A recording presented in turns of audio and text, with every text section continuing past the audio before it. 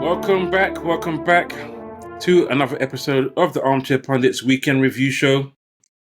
And this week we've got a full-packed schedule with WSL coming back. And we will start off with, well, as we played each other, Arsenal versus Liverpool.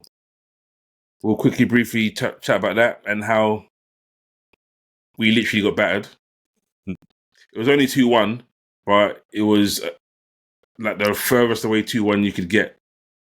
Second half, I don't think we had a shot on target. You stole our best player. Granted, you paid $1 million, a world record fee to take her from us. Then you promptly put her on a bench for quite a few games. She started the season. I know she started the season. But she went off the ball and got rotated out. Scores a fantastic goal. The goal she scored is one of those goals where it's like, I know these girls can't handle me. I've trained against these girls and I can just do this and I can do that and I'm going to bang it. Because even how far she shot from... Yeah, Olivia Smith. Even how far she scored from, like, she had no right to score from there. From that distance. Because Kirby has been really good for our last 3 games. And I did not expect her to concede a goal from that distance. But credit to Olivia Smith. She's a quality player. And if you're looking at did she deserve to be at that level of playing Champions League football, challenging for a title? She does. She shouldn't be battling relegation with us, which unfortunately for us is what we're doing and probably will. But you guys were just too good for us. Or the ladies were too good for us. Yeah. I think there was a lot of spirited defending from Liverpool. Yeah. Some of the chances that we had, we should have scored, but there were some last-ditch tackles to block it off the line. And I think that with 5 minutes to go, if we don't score the goal that we did score, which, to be fair, I think it was poor defending from Liverpool's perspective. Yeah. She was free around her. Yeah. And she turns back on herself and then lashes it top corner. I think that, and on top of it, it was a ball over the top as well. Yeah. And it was just too much of a high line. And I think that your luck had run out at that point. Yeah. I know we touched on it the last time we spoke about Arsenal. I think it was, I think the problem is that there's not enough killer instinct up front. Yeah. Because I think when Black Stenius comes on, she has a number of chances to score, to put the game to bed. So it's a good victory for Arsenal, but we are playing a team that is bottom of the league, and I know that Liverpool have got good results in recent weeks against City and not City, against Chelsea. Everton. Chelsea, and it was Chelsea and Everton, right? No, Brighton. No, Chelsea. Brighton. Yeah, Brighton. Yeah, against Chelsea, and so when it's gone to 1-1, which that goal. Was a good, well taken goal. It was a record as well. She's scored 4 goals. First person to score 4 goals in the first 5 starts. Yeah, I looked at it because obviously I'm looking at it and thinking, I'm not sure if Arsenal are going to be able to actually get something out of the game. So to get it in the 84th minute, it's a good result. But I think that there just needs to be a bit more of a killer instinct when they're up front, because other teams are going to punish you. You can't do that. You can't waste those mistakes against Chelsea or against Man City, and definitely not in Europe. Or Man United. All right, if you say so. Right. I guess you want to segue to Man United. I guess you want to talk about your team. Go ahead. Talk about your team. No, not even. Do you know what is funny? You know when you're saying about wasting chances, bro? We was peppering West Ham from, I don't know, minute 1 pretty much, and having 20 shots on goal is just unruly. We just need, you're right, just need to be more ruthless, because it's so tight in the league that you can't really afford to be dropping points, because at the minute we're sitting 3rd place and we could have easily walked away there from there with a draw. I mean, there was a spectacular goal from West Ham in the middle of the box. Somehow she's managed to get the ball over Martinez and lobbed the keeper from absolutely nowhere. But Martinez is in a fine run of form. Look, I feel like under Mark Skinner, we've been kind of slowly but surely creeping up, and he has got the buy-in from the squad players, and they know that they may not necessarily play every week. They're playing for places, but I've got to admit, like I'm liking what I see, because we look like we've got some kind of identity, and we're trying to, try different things to kind of get the result and change the fortune in the game. Literally at 1-0, I thought to myself, this could be anything, to be quite honest with you, because like we're getting so many chances. But the West Ham keeper, bro, I'm telling you. I'm telling you. 8 shots on goal. Well, no, 22. Yeah, 22 shots on goal. 8 of them were on target, albeit 8 of them were on target. But hitting the post and that still counts as missing. But it's close enough in some regards. But I think it's the West Ham keeper, is it Simic? Civic? She done a number on us today, but she's about 6 like gilt edge saves, and that kind of stands testament to us only managing to get 2 past her. But I think free kick though. Free kick was called. Good free kick, bro. Yeah, very good free kick. Yeah. And even the play for Tottenham's goal, the first one, that was brilliant down the left hand side. She had a tap in the middle of the goal. No one really near her because of how well we played around West Ham. Riviera also had a huge game today. Her and Park down the right hand side, they were just they were bossing it. So the game was won in the wide areas. I know Bevan doesn't really like United play the wide the wing game, but the ladies do it too, mate. So yeah, we got another 3 points on the board. When it works, it's good, but when it's just hit and hope and pray, then it's not so good. Yeah, no, I hear it. All right, well, good win for Man United, as you said. They're sitting third, and they've ended a mini slump. Yeah, and we'll see where they go next. Yeah, and stopped West Ham's 2-game streak. Yeah, we stopped West Ham's as well. I'm happy about that, at least. It keeps us in the fight of not getting relegated. And we've got a game in hand against Aston Villa on Thursday. So hopefully we can win that and leap above them. But we'll move on to Spurs. Boy, lucky. They showed more fight than the men's team have showed this season, that's for sure. I mean, that's been the case for most of the season, to be honest with you. The Spurs ladies are outperforming their expectations compared to how they were last season to finish in second from bottom. But honestly, they really did almost throw this game away. It wasn't really an eventful first 60 minutes. And then I think player from Villa, Deslandes. Yeah, Deslandes. Yeah. And her follow through, which looked pretty deliberate, like when you're trying to leave a number on someone. She basically leaves a number on the Spurs player, gets a second yellow. And from there, you're thinking Tottenham will be able to overload Villa and dominate. But one long ball over the top, sounds like Tottenham, typical. And Kirsty Hansen outpaces the centre back, tucks it in the near post. Mm-hmm. Keeper kind of wrong-footed because I guess she was expecting it to go across the goal, tucks it in the bottom corner in the 84th minute, and you're thinking this is just so Tottenham. But in the 85th minute, literally a minute later, Tottenham respond. Beth England manages to get a goal back to equalise. And then good header. The great header. Yeah. Cross wide areas again. Good cross, ball into the box, and a great header from England. And then a brilliant reverse ball by Drew Spence to Olivia Holt, who smashes it past the keeper. Didn't give her any chance to react. It was hit so hard. And that was in the 95th minute.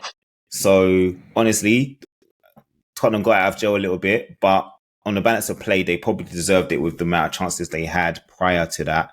I just feel like, we left it late, but a battling performance. And as I said, outperform already got more points than they had from last season. So it's been a really good start. obviously we don't expect them to be challenging the title race, but if they can somehow pull off a European spot, that would be amazing. So we'll see. Yeah. 1 point off Europe. Behind Arsenal at the moment. Yeah. But you'd expect Arsenal to start to pull away once they kind of find their groove, because they have really been a little bit stop-start this season so far. Okay. All right. So the last 2 games, Chelsea, who's sitting second, as I said at the beginning, something happened to them. Well, what happened is 33 or 34 unbeaten run. 34 game unbeaten run snapped at the hands of Everton in what was a dogged, full-on defensive display from them. Their goalkeeper was fantastic. There's one save that she made where her arm was like a gecko. When they just stick their tongue out and just take something. The ball came off one of the defenders, goes across the line, and it looks like it's going to go in. And she just whips it back in. I was like, that's impressive. It was so quick. The line that literally went along the goal line, and she grabbed it out of nowhere. You're thinking, wow. Any error there, it's in. She's hitting it in herself, but 100%. But they kept trying to knock down that door, like 79% possession, 30 shots. But I say, when you got 30 shots, to have only 6 on target, it's not good enough, really and truly. And not many big chances. They had 1 big chance in the game from 30 shots. So they weren't doing enough to work the defense. And to move the defense from side to side. And surprising, considering how good they are. But when you look at the shot map, they shot from everywhere in and around the box. Literally. It's just literally dots all around, in and outside the box. But I guess this is what happens. It happens at times where you're in a run, you think it's just going to happen, innit? We're going to score. One of these is going to go in. But credit to the Everton ladies. There's 2 centre-backs, Mace and Fernandez.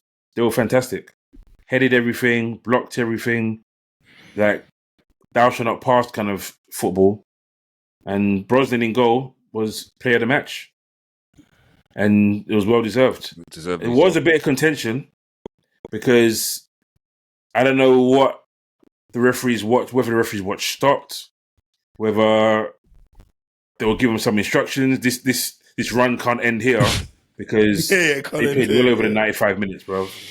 It was ridiculous. The manager was like, what's going on? The players like, what's going on? They got a free kick. You think, okay, after the free kick, he's going to blow the whistle. Then he goes for a corner. If you can, after the corner, he's going to blow the whistle. Then the goalkeeper comes up for another corner.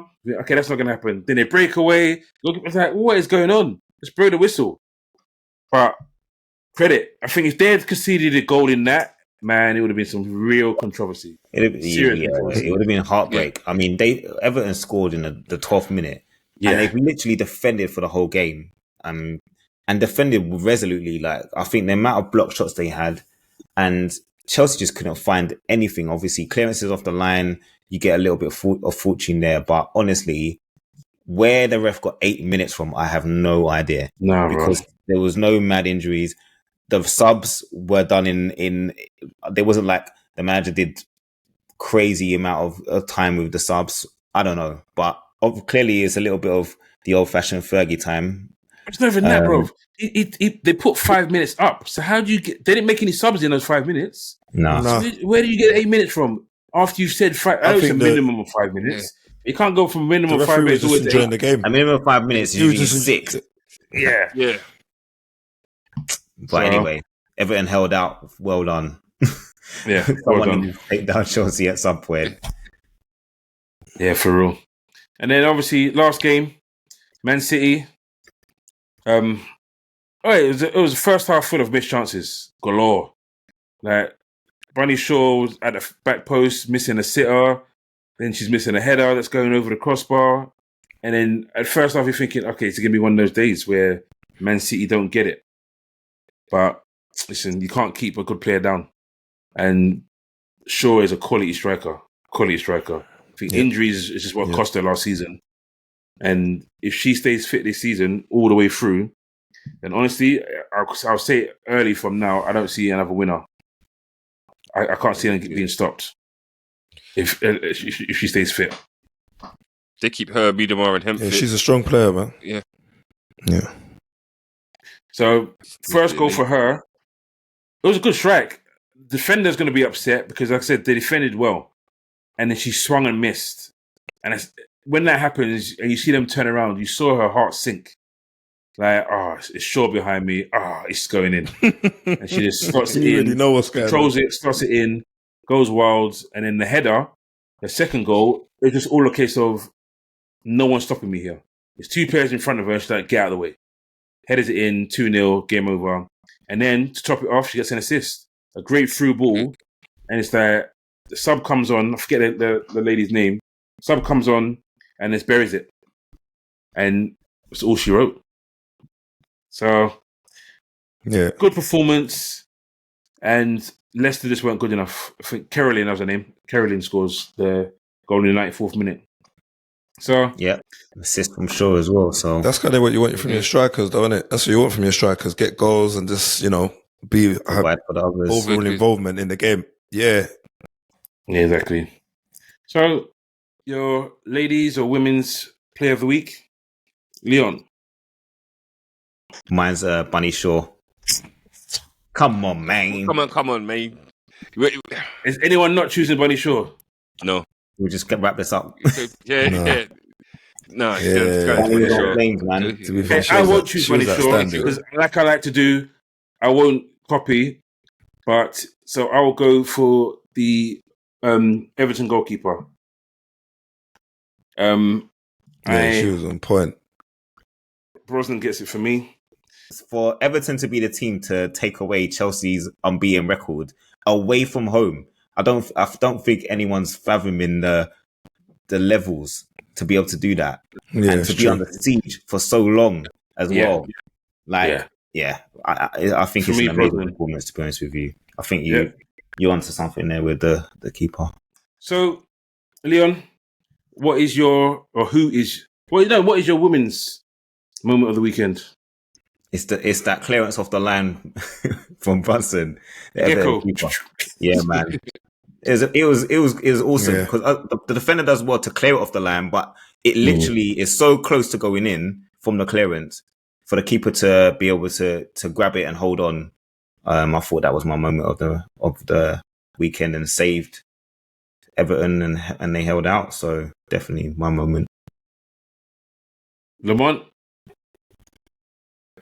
It's got to be the bicycle kick, man, from inside the area. That lobbed the keeper, bro. That was a free goal. Totally, totally unexpected. He meant to hit it on target, though. She meant to hit. Yeah, she was going for goal, so I'm going to give her. I'll definitely give her that. I think it's Martinez. For West Ham. So yeah, that's my mom. Is it player of the week? We're doing it. Moment. Yeah, that's my moment. That's my moment of the week. My moment of the week is Olivia Smith's goal. That was quality. She had no right to score that goal. At one point, I thought she was gonna lose the ball, and then she just Jinky Minky turns and then smashes it. So yeah. Well, she put a dagger in my chest. Smith. Dagger in my chest to that one, bro.